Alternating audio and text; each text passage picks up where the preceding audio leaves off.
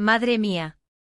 Lo que ha hecho Burak Ozcivit esta vez, nos ha dejado a todos helados. Y lo peor es que Neslihan Atagul estaba ahí para verlo.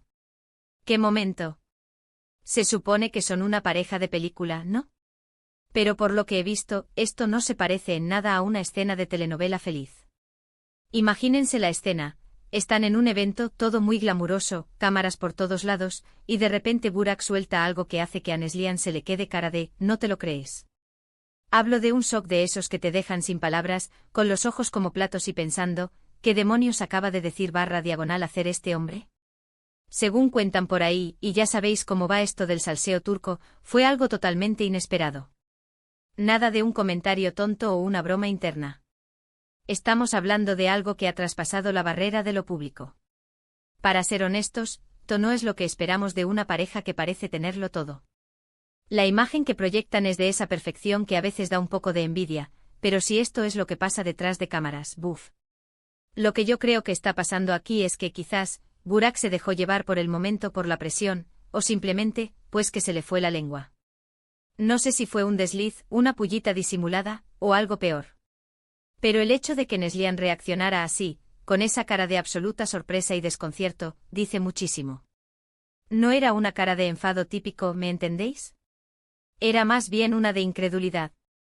Como si no pudiera procesar lo que acababa de escuchar o ver. Y claro, las redes sociales explotaron al instante. Nadie se esperaba esto. La gente que sigue la pareja, que les admira, se quedó preguntándose, ¿qué está pasando realmente? ¿Es un problema serio? ¿Son rumores exagerados? La verdad es que estos dos tienen un seguimiento brutal, y cualquier cosa que hacen, o dejan de hacer, se magnifica. Muchos dicen que es simplemente una mala pasada, un malentendido, que seguro que ya lo han hablado y aclarado. Pero yo, para ser honesta, tengo mis dudas.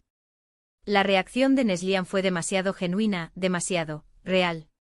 No parecía actuada. Parecía ese momento en el que te das cuenta de que la persona que tienes al lado no es quien tú pensabas, o que ha cruzado una línea que no deberías.